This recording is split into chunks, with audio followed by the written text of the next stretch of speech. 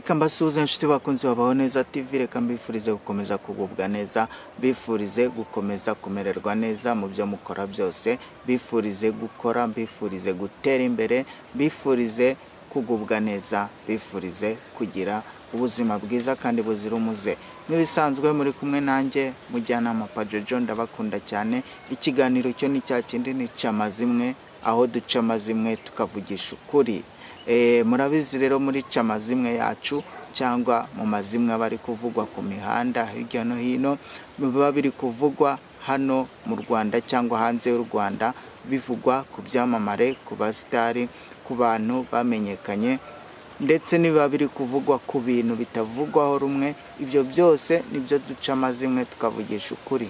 Dushobora kuba dufite umutumirwa, dushobora kwegera umuntu uri kuvugwaho, dushobora kwegera umusesenguzi agasesengura ku biri kuvugwa.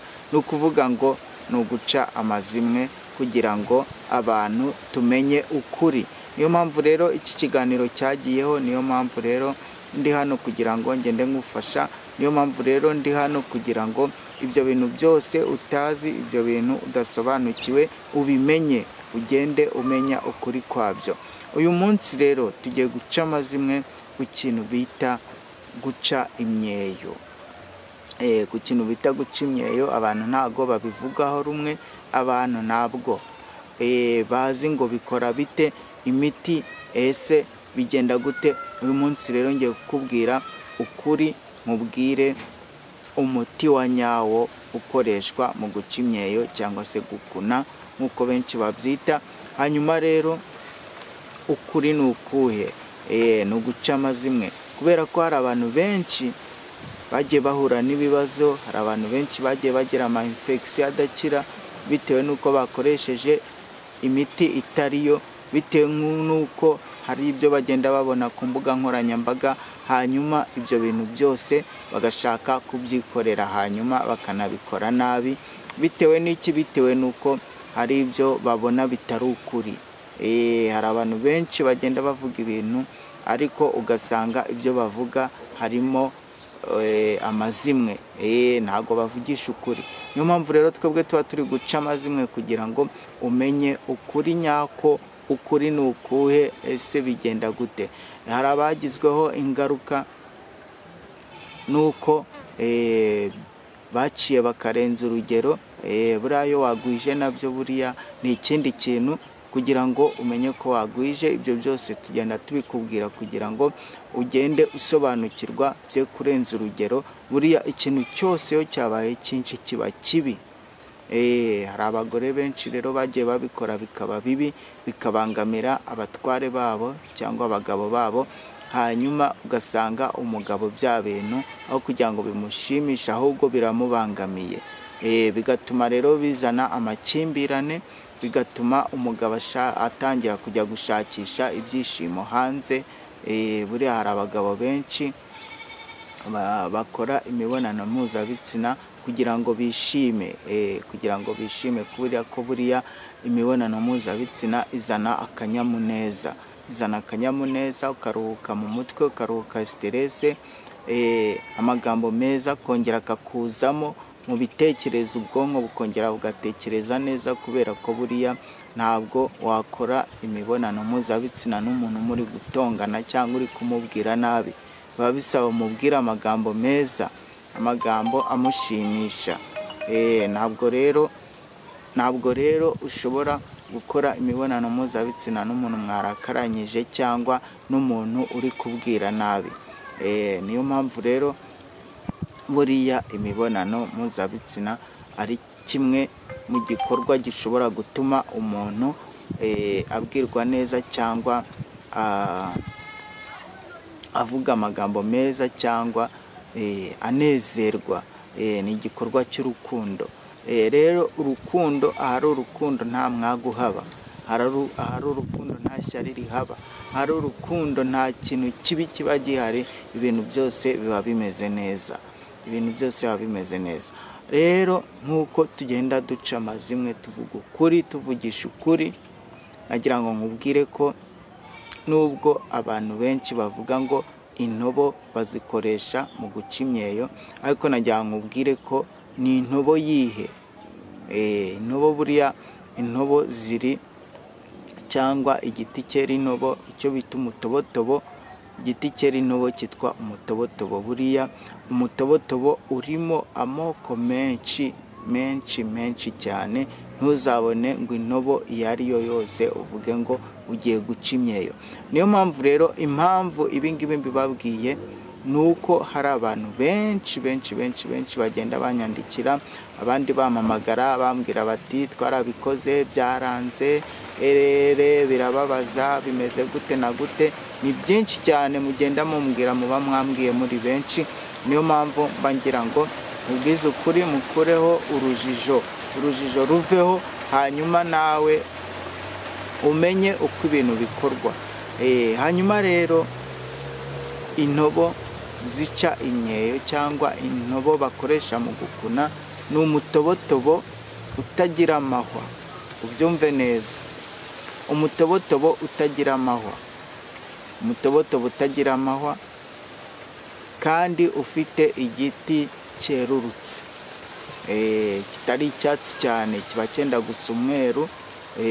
Aba ari umutobotobo utagira amahwa wenda gusa umweru. Uwo ni wo mutobotobo ukoreshwa, intobo zawo zikoreshwa mu guca imyeyo. Hanyuma rero hari abandi bazifata ngo bakazotsa bagakoresha agafuro kazo. Hari abandi ntazi ukuntu babigenza, baba bambwira ibyo banyuramo mu nzira zose zitandukanye. Rero nagira ngo nkubwire ko guca imyeyo neza igakura, ugakura, ukagwiza kandi ukageza aho ushaka. Nagira ngo nkubwire ko ugenda izi ntobo ukazisekura, ariko mbere yo kuzisekura banza uzironge, ukora isuku neza, kubera ko ni ibyitonderwa. Ugomba kuzikoresha mu myanya y'ibanga, ugomba kuzikorera isuku ihagije. Hanyuma numara kuzironga neza uzisekure mu gasekuru kawe. Ugomba kuba ufite agasekuru kogeje neza ndetse n'umuhini wako ukawoza neza, ukagasekura neza. Hanyuma warangiza ukanika ahantu heza hafite isuku. Warangiza zamara kuma zimaze kuvamo y'amazi, ukongera ukazisekura, ukayungurura. Ufite akayunguruzo ukayungurura, ugakoramo agafu keza kanoze. Hanyuma rero kano gafu iyo umaze kukabona, uragenda ugashaka amavuta y'inka y'umwimerere. Ntabwo ari amavuta yongewemo ibindi bintu cyangwa ayo bakamuye mu mata cyangwa ay'urukoko rw'amata, kuko buriya hari n'amavuta basigaye bacuruza ariko ari ay'urukoko rw'amata, atari amavuta y'umwimerere. Ugasanga ni amavuta y'urukoko rw'amata kandi amata yagiye ava ku nka zitandukanye. Mubyumve neza, amata yagiye ava ku nka zitandukanye kandi ugasanga ni inka zariye ibiribwa. Ko nk'izi nka basigaye bororera mu biraro ziba zarariye ibiribwa, zarariye ibitoki n'ibijumba n'ibiki byose, nta byatsi zizi. Buriya rero ibintu mba mbabwira ni ukuvugisha ukuri. Niyo mpamvu mbabwira ko niba inka irisha ikagenda ikarisha ibyatsi bitandukanye, ibyatsi birimo imiti, buriya iriya nka iba yariye imiti.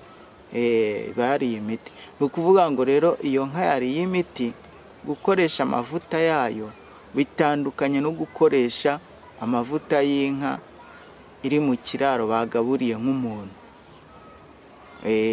Yarwara bakayitera inshinge, bakayihoza ku miti, igahora ku binini.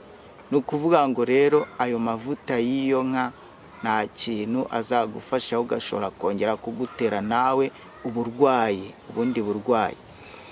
Ni ukuvuga ngo rero amavuta y'inka yarishije ibyatsi, yariye ibyatsi bitandukanye, ayo mavuta bakayacunda mu gisabo, amata bakayacunda mu gisabo hakavamo amavuta. Ayo mavuta niyo twita amavuta y'inka y'umwimerere, ikimuri.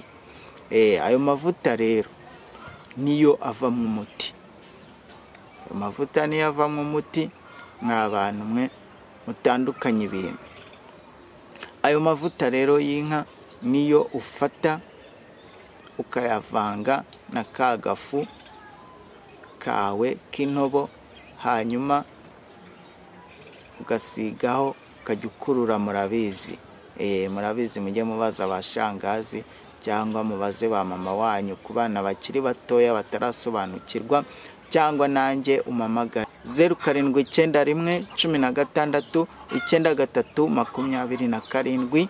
Iyo niyo nimero yabaho neza, iyo niyo nimero ya mujyanama. Hanyuma ukagisha inama niba hari ikibazo ufite, niba urwaye cyangwa urwaje, niba ushaka kwivuza, ibyo byose tubigufashamo. Hanyuma ikindi, niba ushaka kwiga guteka, niba ushaka kwiga gusuka, niba ushaka kwiga kogosha, niba ushaka kwiga kudefiriza, niba ushaka kwiga kudoda, niba ushaka kwiga gukora keke, gukora amandazi, gukora ikawa, ibyo bintu byose hari ikigo cyitwa Hope Vision Training Center. Ni ikigo kigufasha kumenya umwuga kandi mu gihe gito. Umwuga ushobora guhita ujya ku isoko ry'umurimo ugatangira gukorera amafaranga mu gihe gito. Rero ushobora guhamagara 0791169327 tukagufasha, tukaguhuza n'abarimu b'inzobere babikwigisha mu gihe gito, kandi ukabona certificat ikwemerera kuba wakora ahantu hose wifuza, cyangwa ugahita ubona akazi bitewe n'ubumenyi wahawe, bitewe n'umurava wagaragaje. Buriya umwana wagaragaje umwete n'umurava n'ubushake ahava ahabwa akazi, kubera ko hari ibigo bikorana na Hope Vision, hari ibigo bikorana na Hope Vision, hari amahoteli akorana na Hope Vision, hari amasaro akorana na Hope Vision ku bijyanye n'ubwiza byose, yaba guca inzara ndetse no kuzisiga, pedicure, manicure. Ibyo bintu byose birigishwa muri Hope Vision, kandi bagatanga n'amahugurwa y'igihe gito ku wari usanzwe abikora. Buriya hari umuntu wari usanzwe abikora muri saro, mu gasaro ke, ariko atazi amategeko n'amabwiriza yo gukora kinyamwuga, cyangwa akaba ashaka kujya kwaka akazi mu mujyi, mu masaro akomeye, mu masaro akomeye cyane hariya mu mujyi nko muri New Texas. Tunamusuhuza cyane Hakimu aho ngaho muri New Texas. Niba hari umwana uvuye aho ngaho muri quartier afite certificat ya Hope Vision, Hakimu mwakirane yombi, kubera ko uyu mwana azaba afite ubumenyi, azi icyo gukora. Nge rero mba ngenda mbabwira ibintu bishobora kubafasha kubaho neza. Niyo mpamvu twitwa baho neza. Twifuza ko buri muntu wese abaho neza kandi akagira ubuzima bwiza, akabaho mu buzima yishimiye. Hamagara 0791169327, utwandikire kuri WhatsApp kuri iyo nimero. Bwira n'abari hanze y'igihugu ko ushyiraho akamenyetso ko guteranya 250, ugakurikizaho iyo mibare yindi, ukaduhamagara tukavugana kuri WhatsApp. Ibintu byaroroshye, isi yabaye ntoya. Ubu ngubu ushobora no kwiga online, ugakurikira amasomo ya online, urumva ibintu bikagenda neza. Hanyuma nawe ukabona icyo gukora aho ngaho wibereye mu mahanga. Niba uri umushomeri nta kazi ufite, ukaba waragiye nta mwuga ufite, nta mwuga uzi, byige ubona akazi aho ngaho ho wibereye, utangire ukorera amafaranga. Ushobora no gufungura YouTube channel nawe ibyigisha, ukigisha abandi, ugatanga ubumenyi, bikanakugaburira, bikanagutunga, kubera ko YouTube channel nayo iraguhemba. Abo bantu bakurebye nabo urabahemberwa, hanyuma nawe ugatanga n'ubumenyi. Ibyo bintu byose nibyo bituma isi igenda irushaho kuba nziza no kubaho mu buzima bwiza. Murakoze cyane, mwari kumwe nanjye mujyanama w'ubuzima Pajojo. Ndabakunda cyane, Imana ikomeze ibarinde, ibahe amahoro n'imigisha. Ibindi byose tuzagenda tubigeraho kubera Imana. Ciao ciao.